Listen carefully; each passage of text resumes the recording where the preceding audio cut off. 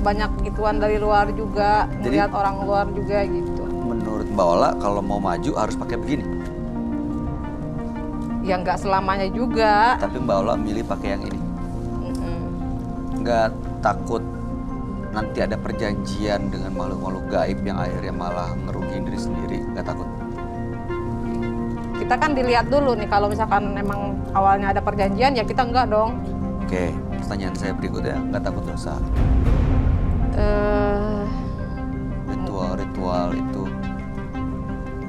itu kan karena kita buat penglaris aja gitu. Jadi kita nggak ada lari-larinya ke Tuhan, nggak ada. Kalau ke Tuhan ya kita ibadah aja. Emang kurang setengah gram juga sih ya Mbak Ola. Otaknya, jadi ya udahlah, aku maklum. Jadi gesrek gitu, bentrokan listrik di otaknya. Jadi udah lama ya? Karena lama ya? Karena lama jadi begini. Ya udahlah, aku cukup tahu aja. Jadi susah. Ya, jadi kayak edik ya maksudnya. Edik juga. Mbak udah lama pakai gini-ginian? Udah lama juga. Jadi gini, yang lo lihat sih, yang saya lihat jadinya artinya Mbak Ola memang punya Mbak Ola jimat banyak, saking banyaknya jadi kurang setengah on otaknya. Jadi nggak bisa pikir jernih lagi. Jernih lagi gitu. Bukan berarti gila, nggak, cuma ya gesrek aja. Jadi karena begini-ginian, Mbak Ola itu nggak bisa berpikir dengan logikanya seperti orang normal pada umumnya. Dan bisa dihilangkan sebenarnya ya. Bisa balik lagi, maksudnya bisa normal. Saya rasa agak susah sih soalnya karena dia tuh diajakin ngobrol aja sebenarnya nggak ada eye contact yang nyambung sebenarnya. Dia punya hidupnya sendiri gitu. Ola di sininya. Udah punya anak belum? Udah. Paling besar umur berapa? 14 tahun. Gak takut tuh? Kita ngajarin anak nggak kayak gitu. Benar. Itu buat kita aja. Kalau anak lain lagi urusannya. Urusan dia? Bukan, urusan saya tetap. Cuman ngajarin anaknya itu kan ke arah yang baik. Nggak dikenalin dengan gitu-begituan. Ya mudah-mudahan. Tadi kami melihat dan merasakan itu menyeramkan makhluk yang tadi. Saya mudah-mudahan sih berharap, ya kami berharap anak Mbak Ola baik-baik aja dan sehat-sehat aja ya. Amin. Gak urusan sama gini-ginian nih, karena pasti ada konsekuensi dari setiap apa yang kita lakuin kan. Bener nggak? Ya. Ya kan? Ya mudah-mudahan Anda udah siap terima segala macam konsekuensinya ya. Terakhir ada yang mau disampaikan, Roy? Terakhir Roy cuma mau sampein bahwa jalanin hidupnya ya kayak gini-gini aja deh. Tapi kalau bisa ninggalin ya syukur. Kalau nggak bisa ya saya mau bilang apa. Saya juga nggak bisa ngejudge orang juga kan. Ya. Jalanin aja lah hidup Mbak Ola yang menurut Mbak Ola itu menyenangkan dan bahagia. Udah itu aja deh. Bahagia kuncinya. Fani, ada yang mau disampaikan? Menurut aku, maaf banget sebelumnya kalau menurut aku sih mudah-mudahan Mbak Ola kedepannya bisa lebih pede untuk percaya juga dengan Tuhan. Kalau Mbak Ola tanpa barang-barang jimat itu Mbak Ola bisa sukses, bisa laris segalanya, bisa hidup bahagia. Jadi jangan sampai nggak pede jadi bergantung dengan benda-benda yang sebenarnya kita nggak tahu gitu, atau takutnya malah membahayakan keluarga. Amit-amit jangan sampai sih, karena aku percaya kayak sesuatu hal yang mistis atau apapun itu pasti akan ada efeknya, entah itu ke diri kita atau ke orang lain. Takutnya seperti itu sih, sayang banget. Bisa secara fisik, bisa secara kejiwaan pengaruhnya. Mbak, sudah 3 orang Anda, teman kongsi Anda yang akhirnya mengalami kesialan dan musibah. Mudah-mudahan tidak akan ada musibah lagi ya. Ya, amin. Dan mudah-mudahan segala macam keputusan yang Anda ambil bisa membawa kebaikan. Terima kasih ya Mbak Ola. Ya. Udah berbagi. Ini mau ditinggal atau mau dibawa? Dibawa. Itu juga? Ya. Mau dibawa? Dibawa. Ini yang udah hancur mau dibawa? Bawa, balikin lagi ke asalnya. Ya udah, silahkan dibawa, diambil. Diambil. Itu jauh.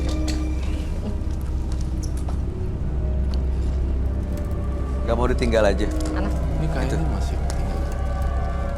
Itu kainnya.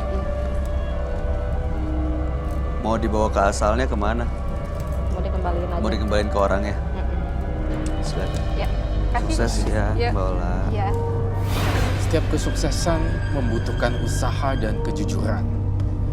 Ketika Anda menghadapi kegagalan, jadikan hal itu sebagai batu loncatan untuk memulai langkah yang lebih besar. Roy, Ya, tanggapan kamu gimana sama partisipan kita namanya Ola ini? tanggapan saya ya. Banyak persepsi sih di otak saya. Yang dari sudut spiritualnya saya ngerasa Ola itu gak dekat dengan yang di atas. Dan saya ngerasa Ola itu lebih banyak ke arah penglaris, jimat-jimat, dia lebih suka ke arah sana. Untuk supranatural sendiri, Ola tuh dia lebih percaya ke arah situ dibanding kepada yang di atas. Jadi justru karena dia percaya, akhirnya susah untuk berpikir dan mengambil keputusan dengan logika ya? Iya benar. Bahkan nggak usah jauh-jauh tentang logika, dari cara dia berbicara, dari itunya, ya kelihatan sih. Kamu merasa perlu melakukan penelusuran nggak ke rumahnya? Tampaknya saya akan melakukan penelusuran, walaupun saya takut ya ke rumahnya. Takut, bukan saya sebenarnya bukan yang takut, tapi dengan karakternya Ola yang berubah-ubahnya itu sangat cepat sekali. Itu yang membuat saya takut, tapi bukan takut ke rumahnya atau jimatnya. Tampaknya saya penasaran juga dengan bentuknya seperti apa. Jimat-jimat yang lain masih disimpan. Jadi, kamu yakin akan ke rumahnya? Iya, saya akan melakukan penelusuran ke rumah. Oke, baik. Pemirsa, sesaat lagi Roy Kiyoshi akan melakukan penelusuran ke rumah partisipan kami, Ola.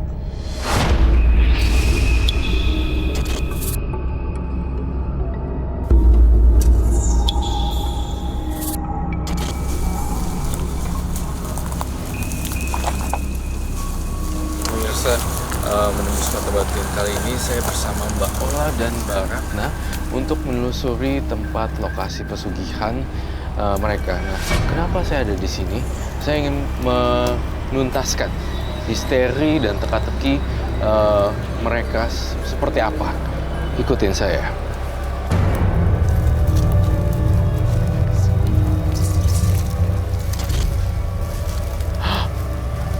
Tunggu. Saya melihat sosok genderuwo di atas. Ini sebenarnya tempat kamu melakukan pesugihan. Iya betul. Boleh saya ditunjukkan jalannya? Ya kita kesini aja.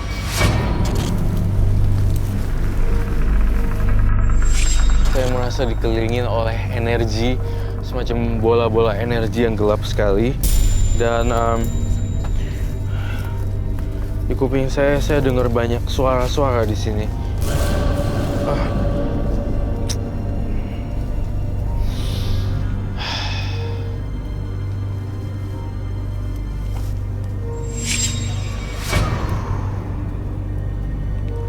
Saya merasa saya diganggu. Keluar!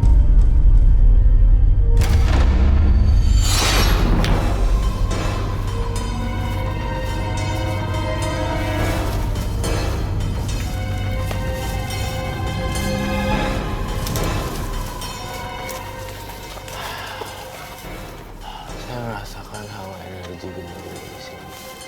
Di mana kau biasa ngelakuin pesugihan?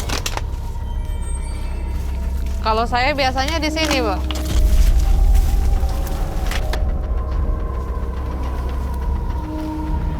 Biasanya saya di sini. Saya ngerasa kita bertiga terancam dengan adanya genderuwo. Saya ingin membentengi kalian dengan 7 lilin melingkar. Saya melihat ada sosok genderuwo hampir 3 biji dengan satu buah, ada yang merah matanya. Dan saya melihat yang lain lagi. Saya melihat kuntilanak juga.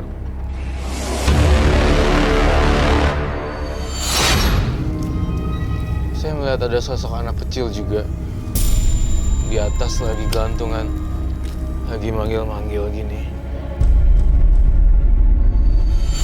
Saya sengaja membuat benteng lilin ini untuk melakukan hal-hal yang tidak diinginkan atau sosok-sosok yang ingin mengganggu gitu. Oh, apa? Ada apa nih, Bang? Tunggu sebentar. Kenapa, Bu? Bu, sadar, Bu, sadar, Bu, sadar. Oh.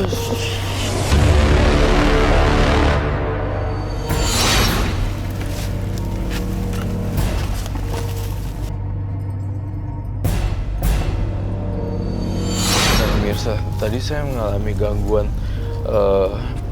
gangguan dari makhluk gaib tersebut dan dia mengancam saya untuk mengambil nyawa saya. Tetapi yang terjadi adalah Mbak Ratna yang diikutin dan masih ada satu lagi sosok genderuwo yang belum pergi.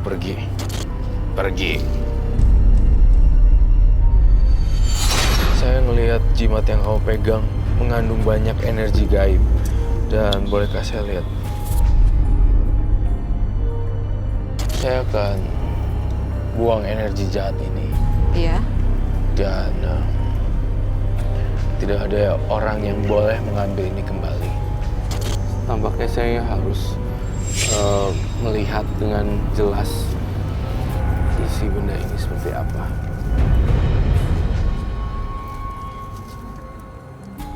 Oh.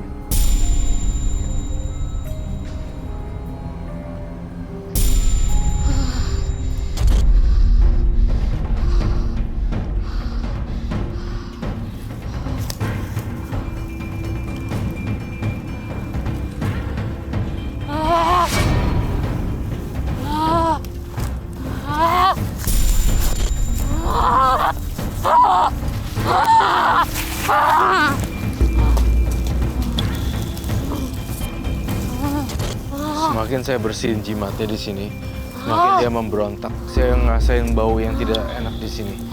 Dan makhluk ini akan saya taklukkan.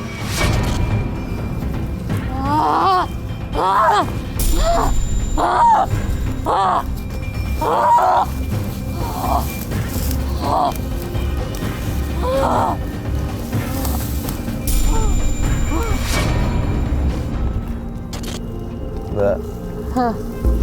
Mbak. Bang. Mbak, saya Iya, kenapa? Di sini saya ngelihat sosoknya udah bersih dan jimatnya sudah saya sita. Semoga tidak ada lagi black magic atau energi gelap yang ada di situ. Dan ritual pembersihan ini cukup menguras energi saya. Dan sosok genderuwo ini sebenarnya punya andil yang besar dalam hidupnya Mbak Ola. Ya mudah-mudahan kedepannya saya pengen kamu agar bisa hidup tenang dan banyak beribadah dan memberi makan pada orang-orang yang membutuhkan seperti itu. Iya, amin. Insya Allah. Saya berharap mudah-mudahan Mbak Ola tidak menginjakkan ke tanah ini lagi. Iya. Sabar, Mbak. Iya. Fokus.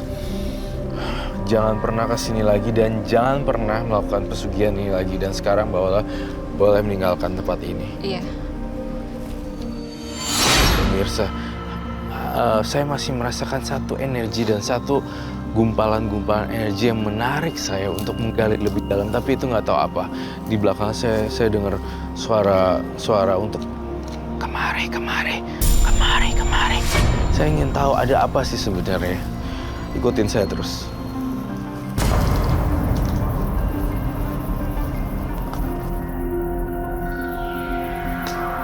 Oh.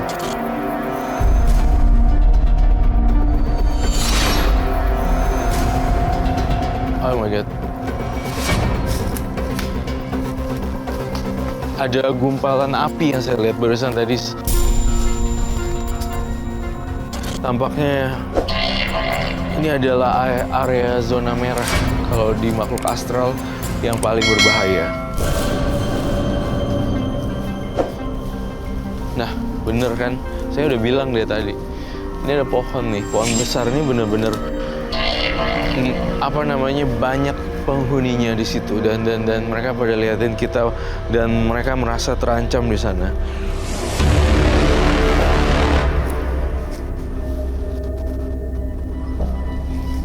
Saya ngelihat sesuatu di sini. Saya melihat sesuatu.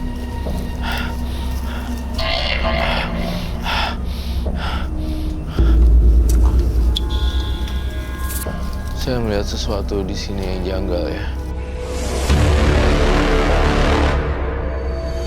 Saya merasakan ada energi yang besar sekali dan gelap di sini. Coba bisa tolong kamera lihat pohonnya tersebut. Saya melihat sesuatu yang aneh dan gak lazim di sini.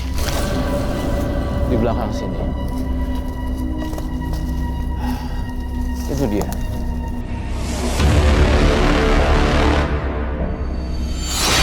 Saya minta sarung tangan di sini.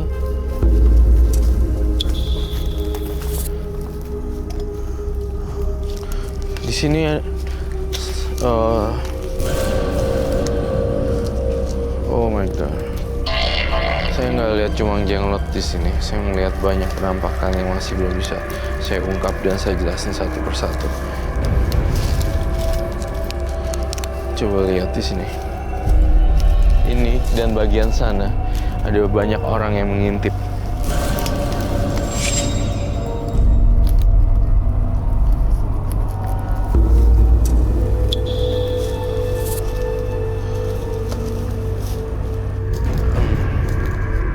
Energi jenglotnya sangat besar dan kuat sekali dan jahat.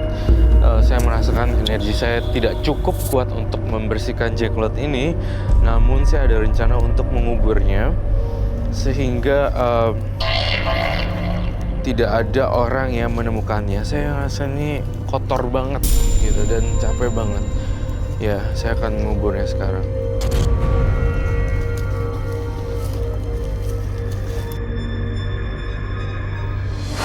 Pemirsa, di Menembus Mata Batin episode kali ini, dua partisipan yang hadir adalah Roni dan juga Ola. Roni adalah korban bully yang sering mendapatkan penghinaan. Akhirnya dia memutuskan hubungannya dengan manusia, dengan teman-temannya, tapi malah berteman dengan makhluk-makhluk gaib yang akhirnya malah menyakiti teman-temannya itu secara gaib. Lalu kemudian ada Ola yang memiliki jimat untuk membuat usahanya lebih laris dan lancar, tapi ujung-ujungnya malah berakhir dengan masalah yang ditimpanya. Dan ini Ola dan Roni, tanggapan kamu Roy seperti apa? Ya, Ola dan Roni dua pribadi yang sangat berbeda. Saya lihat Roni kasihan sekali, sedih juga, bercampur dendam. Pada akhirnya dia tetap nggak mau memaafkan, agak susah buat dia. Kemudian Ola adalah sosok yang ceria, yang bisa juga membawa orang menjadi tersenyum juga karena karena dia punya imajinasi kreatifnya dia gitu. Dan Ola dan Roni tampaknya kalau saya compare dan saya bandingkan, Roni lebih berat menjalani hidup tampaknya. Karena dia nggak bisa enjoy hidupnya dibanding Ola. Ola masih bisa tertawa dan tersenyum. Iya. Fania, terima kasih sudah hadir. Sama-sama. Di Menembus Mata Batin. Sukses untuk karir kamu. Thank you. Roy Kiyoshi, Thank you. terima kasih untuk segala pencerahan dan penjelasannya malam hari ini.